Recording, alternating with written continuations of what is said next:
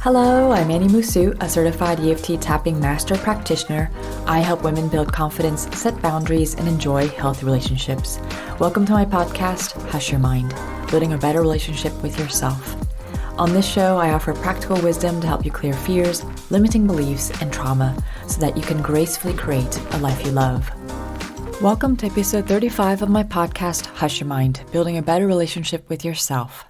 Setting a boundary is already a challenge. Perhaps you spend hours mulling over what to say, when, and how. You're worried about how the person will react. And you know that you have to take care of yourself.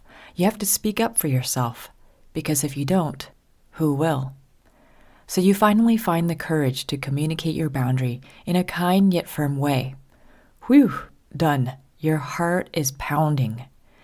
But the person got defensive. They're upset, angry, or cold. They invalidate your experience, question your decision, or ignore your boundary altogether. Now what? What do you do when someone disrespects your boundaries? Changing others is ineffective. We can only control our actions. That said, you can reaffirm your boundary. One of my readers prefers to say, "Okay, thanks for your opinion, but this is what's healthy for me." State your boundary 2 to 3 times if need be. If you'd like, you can use one of these phrases. No. Let's talk about that. That's not okay with me. I'll get back to you. That's not going to work for me. Let's revisit this another time. Another reader of mine stays silent and lets the other person sit with their feelings for a while. Yes, it's frustrating because they should have just understood the first time around. And no, you don't have to reaffirm your boundary if you don't want to. You've already done your part. When I get backlash from others, I try to remember that it's not personal. The other person's reaction isn't our responsibility. Boundaries are about focusing on ourselves and what we will do in response to unhealthy behavior. So at this point, you can even hang up the phone. You can leave the room. Leaving the room is a boundary. You don't have to stay around and tolerate their criticism. If they get abusive, you may need to protect yourself or get professional help. Respect yourself by following through with your boundary. Otherwise, it'll be futile. Actions speak louder than words. So focus on your experience. Your power lies in your inner experience. Ideally, our friends and family would empathize with us and thank us for speaking up.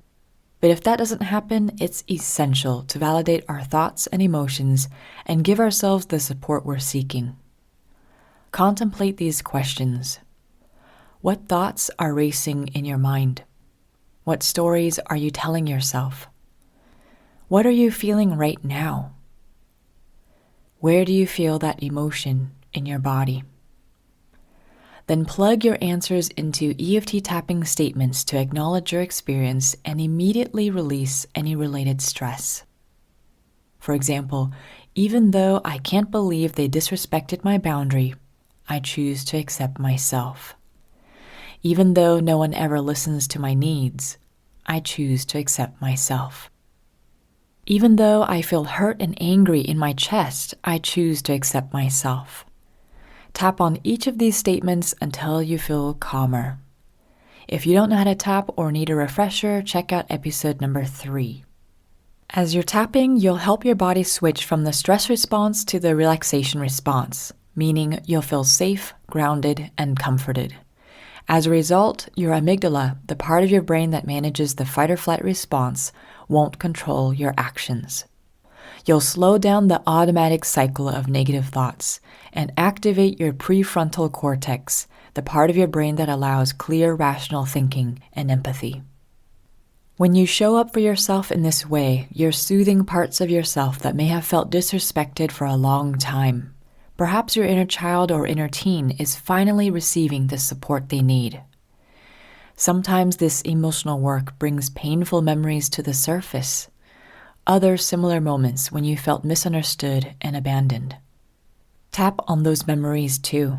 Or if you feel uncomfortable, unsafe, or overwhelmed doing so, you can contact me for support.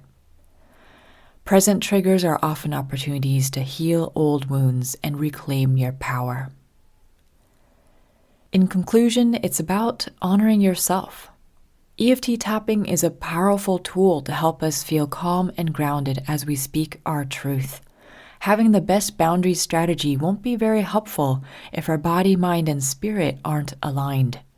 As we address the roots of people-pleasing on all levels, it becomes much easier to stand up for ourselves and cultivate healthy relationships.